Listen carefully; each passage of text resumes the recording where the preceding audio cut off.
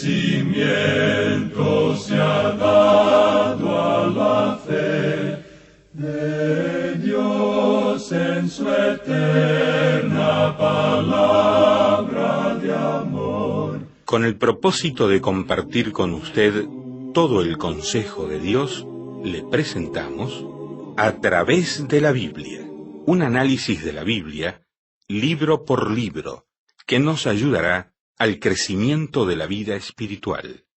Estos estudios fueron diseñados por el Dr. J. Vernon McGee, destacado maestro y expositor de la Biblia. Le invito a que nos acompañe en este fascinante recorrido de A través de la Biblia. Cuán firme cimiento la palabra de Dios.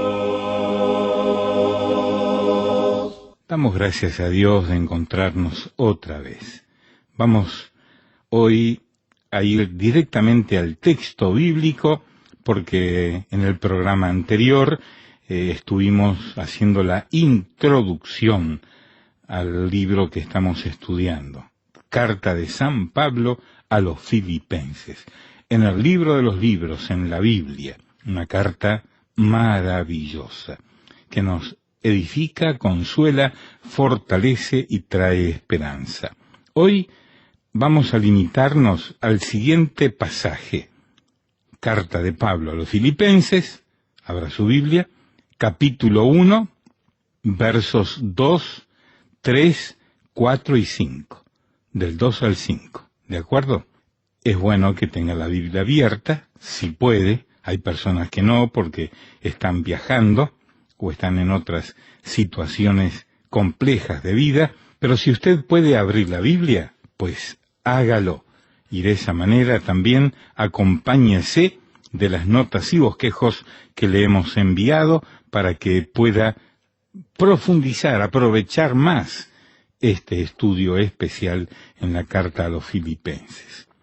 Qué linda carta que nos envió Ana Abad de Orlando, Florida, Estados Unidos. Dice: es un placer escribirles y espero que reciban mis saludos con amor. Soy una señora de 43 años de edad y escucho sus programas desde los 14 años.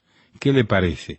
Los escuchaba, dice, en Radio Transmundial, en un campo muy lejano, en República Dominicana. Junto con mi mamá y hermanos disfrutábamos de esos mensajes que desde ese tiempo hasta hoy nos han edificado. Le pido la oración por mi familia y por mi madre, que tiene 86 años, pero todavía sigue escuchando el programa a través de la Biblia. Le pido por favor que me envíen las notas y los bosquejos que seguramente serán de bendición para nuestras vidas. Yo soy una de las que escuchan y me gustaría seguir en contacto con ustedes. Gracias, Ana, de Orlando, Florida, y qué linda historia y larga historia que tiene desde República Dominicana, que comenzó a escuchar cuando tenía 14 años. Dios la bendiga a usted, a su mamá que tiene 86 años. ¿Y cuántos años ha estado escuchando, verdad, este programa? Que Dios la bendiga también a su mamá. Les recuerdo que pueden escribirnos a la dirección que damos al finalizar cada uno de estos programas. Oremos. Señor, gracias por Ana de República Dominicana, que ahora vive en Orlando. Gracias por su mamá de 86 años. Pedimos que tú bendigas esa familia. Y nos encomendamos todos ahora para el estudio de tu santa palabra. En el nombre de Jesús. Amén. En este día, amigo oyente, regresamos a la epístola a los Filipenses. Y usted recordará que este es el primer lugar que Pablo visitó cuando él pasó de Asia a Europa, y creemos que Pablo no tenía ninguna idea de que cuando comenzó en su segundo viaje misionero, él pensaría que iba a terminar en Europa. Él había planeado definitivamente, como nos dice Lucas, ir a la provincia de Asia, donde se encontraba la ciudad de Éfeso, una ciudad principal en esa zona, y en aquella época era el corazón mismo del Imperio Romano. Toda la cultura griega se encontraba en ese lugar. El clima era delicioso y todo estaba listo en lo que se refiere a esa zona para la predicación del Evangelio. Y allí fue donde años más tarde Pablo realizó su obra misionera de mayor envergadura. En realidad, aparentemente fueron millones los que confiaron en el Señor Jesucristo en esa zona en particular. Pero en esta ocasión, el Espíritu de Dios no le permitió a Pablo visitar esa zona. No le permitió a él que siguiera hacia el norte, hacia Bitinia, sino que hizo que se dirigiera hacia Troas, donde él tuvo esa visión que provocó ese viaje a Europa. Y todos nosotros, creo yo, podemos darle gracias a Dios por eso. Pablo llegó a Filipos, pues, y allí se formó una iglesia a causa del esfuerzo misionero de ese apóstol. Esta iglesia fue una de las más apreciadas por el apóstol Pablo, más que cualquier otra iglesia. Los creyentes allí le amaban y creemos que lo amaban de una manera tal como ninguna otra iglesia lo había hecho. Creemos que así fue por lo que dice esta epístola. Cuando estos creyentes se enteraron que él estaba en una prisión romana, porque ellos no habían estado en contacto con él por unos 2 años, cuando fue arrestado Pablo en Jerusalén, ellos se sintieron muy apesadumbrados por esto. De modo que enviaron a su pastor, Epafrodito, con una ofrenda para Pablo, y también él llevaba palabras de aliento y simpatía para él. El apóstol Pablo entonces está respondiendo a todo esto en esta carta a los filipenses. Él no escribió esta epístola para corregir una doctrina o conducta. Él simplemente la escribió como una carta de agradecimiento, y él trata aquí el tema que estamos seguros hace que todos nosotros nos regocijemos, ya que trata del tema del vivir cristiano, la experiencia cristiana.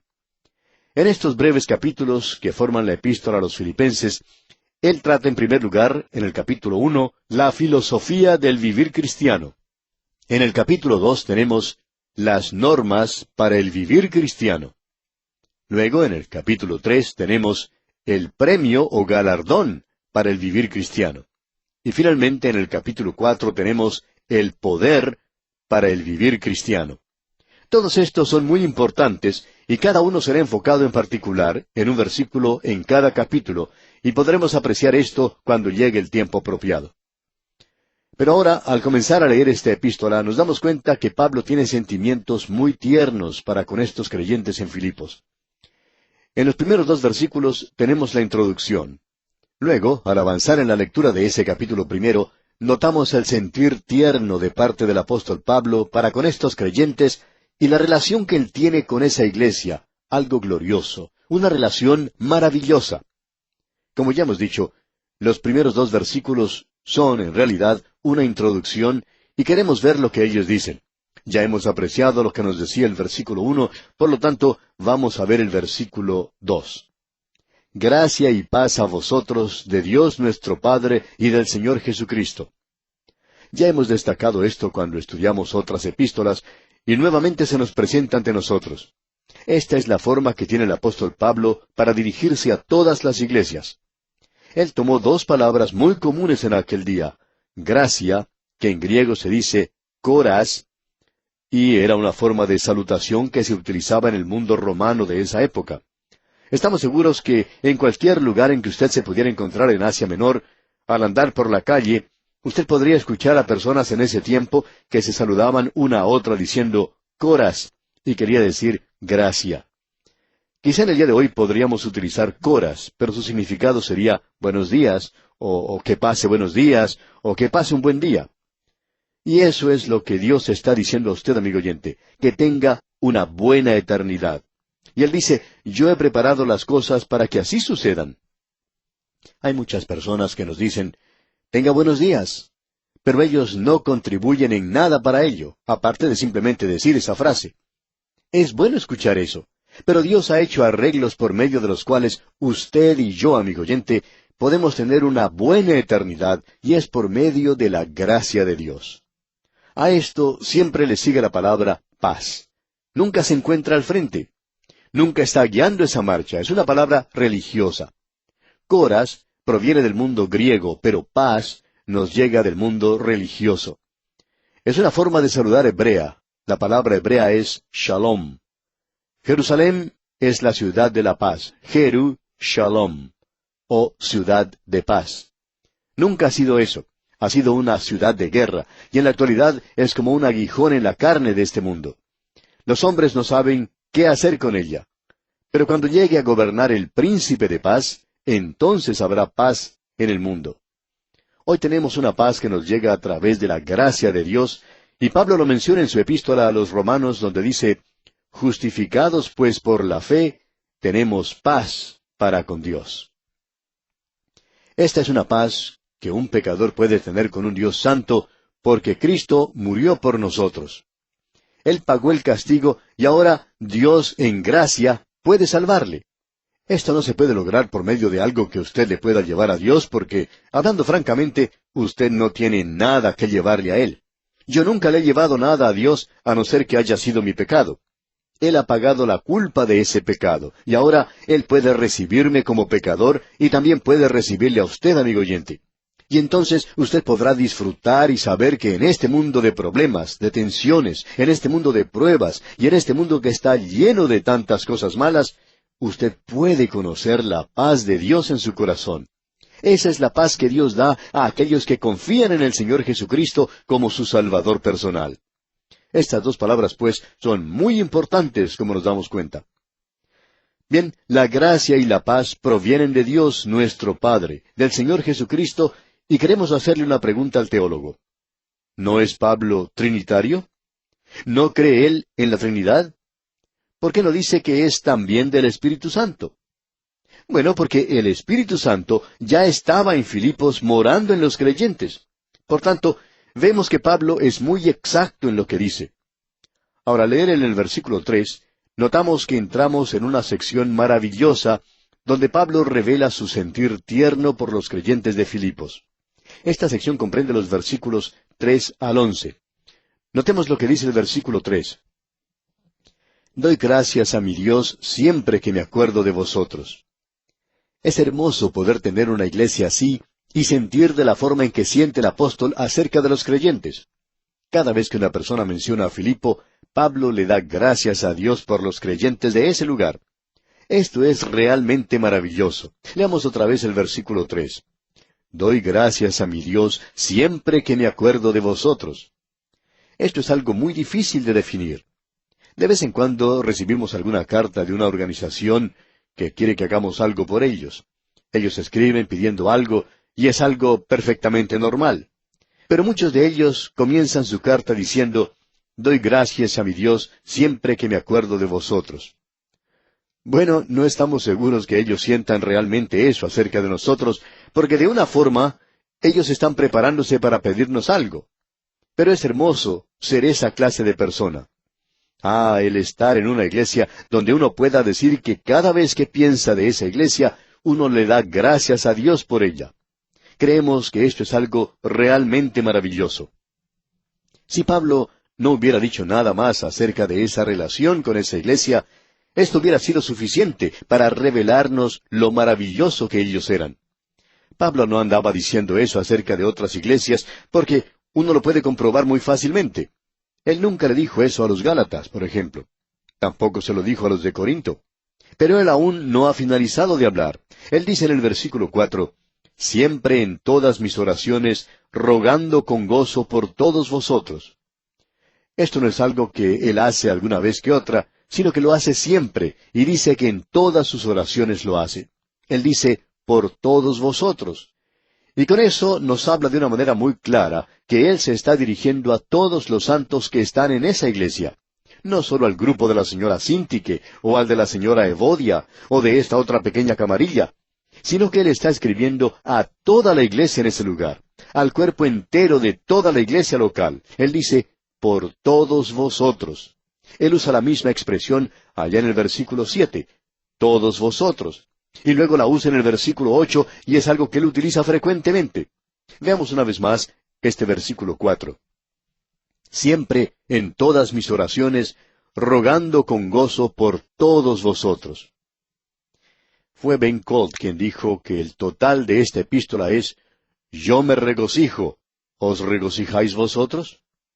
Creemos que en realidad eso podría ponerse en un cuadro. Eso sería una buena oportunidad para tener una protesta, y la protesta podría ser que a cada iglesia Pablo diría: yo me regocijo, regocijaos vosotros.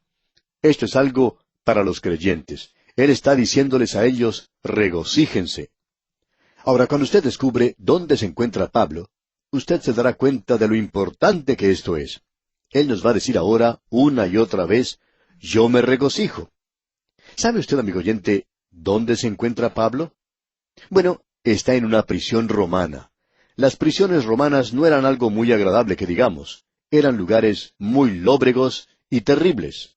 Los romanos no aceptaban esa idea que es prevaleciente en el presente de tratar de disciplinar a los prisioneros.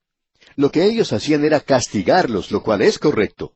Ese siempre ha sido el caso hasta cuando se presentó esta idea nueva de la actualidad y que está completamente equivocado, donde se trata simplemente de enseñar disciplina a los prisioneros, lo cual ha producido peores criminales. En el día de hoy, amigo oyente, estamos llegando a ser un continente de criminales. ¿Por qué? Porque estamos tratando de hacer que los criminales que están dentro de la prisión sean tan buenos y dulces como aquellos que están fuera. Y de paso debemos decir que estamos logrando eso. Pero esto ha provocado que haya más criminales afuera que los que están dentro de la prisión en el presente. Ahora, en el versículo 4 aparece la palabra gozo. Nunca hemos sentido la necesidad de decir que esta es la epístola de gozo, porque esta palabra aparece 19 veces en este libro. Si uno va a buscar una palabra que se mencione más que ninguna otra, entonces deberíamos usar el nombre del Señor Jesucristo. Su nombre aparece más de 40 veces en esta epístola, y Él es el centro mismo de esta carta. Él es quien es la fuente misma de gozo, y por tanto el énfasis debería ponerse sobre Él y no sobre el gozo. En la actualidad, nosotros estamos tratando de producir gozo en la iglesia por medios externos. Uno prepara un programa y le dice a la gente que venga, que ellos van a gozarse de ese programa. Preparamos un banquete, una comida, un desayuno. A la gente siempre le gusta asistir a los banquetes, así es que decimos que vamos a gozarnos. Pero en realidad, amigo oyente, no es gozo, porque gozo no depende de circunstancias foráneas. Depende de la condición interna de la persona. Depende de lo que se conoce hoy como la actitud propia. ¿Cuál es su actitud, amigo oyente, hacia la vida?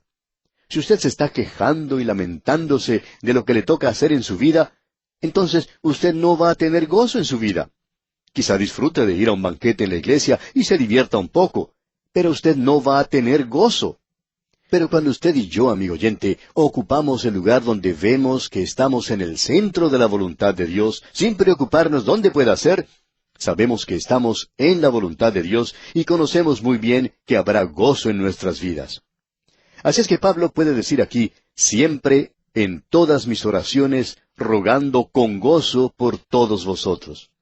Pablo está diciendo que en tiempo de oración uno no debe decir: ahora tengo que pasar por esta obligación y tener que orar por estas personas y por estas otras. Pablo dice: en realidad es un placer para mí el poder orar por ustedes los creyentes de Filipos. Y aquí en la prisión me ha llegado gozo a mi corazón. Él no solo va a hacer una solicitud por ellos, sino que está muy agradecido por ciertas cosas. Y luego en el versículo 5 dice: por vuestra comunión en el Evangelio desde el primer día hasta ahora. Por vuestra comunión en el Evangelio. Hemos llegado a una parte muy importante en esta epístola. Ya hemos hablado de ello con anterioridad, pero no nos hemos explayado en esto. ¿Qué quiere decir esta palabra comunión? ¿Cuál es su verdadero significado? No creemos que esta sea una palabra que aún en la iglesia misma sea utilizada correctamente. Y por cierto que el mundo ha adoptado esta palabra y la utiliza continuamente en la actualidad.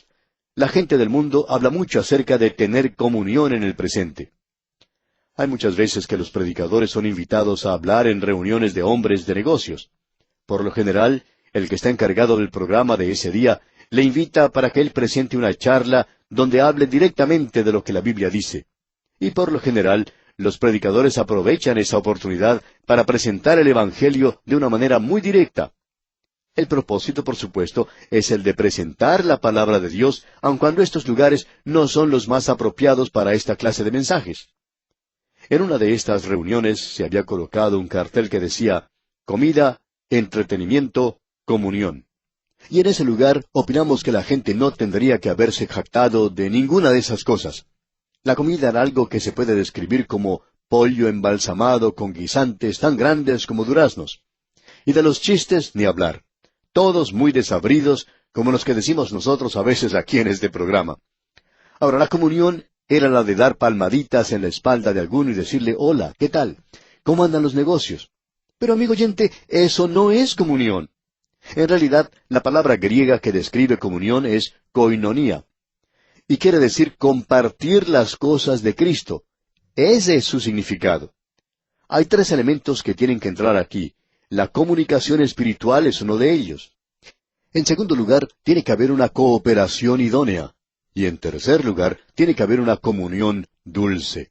Estas son las tres cosas, los tres elementos que entran en esto de la comunión. Primero, comunicación espiritual, esto es, el compartir las cosas de Cristo. Segundo, cooperación idónea, es decir, el trabajar juntos por Cristo.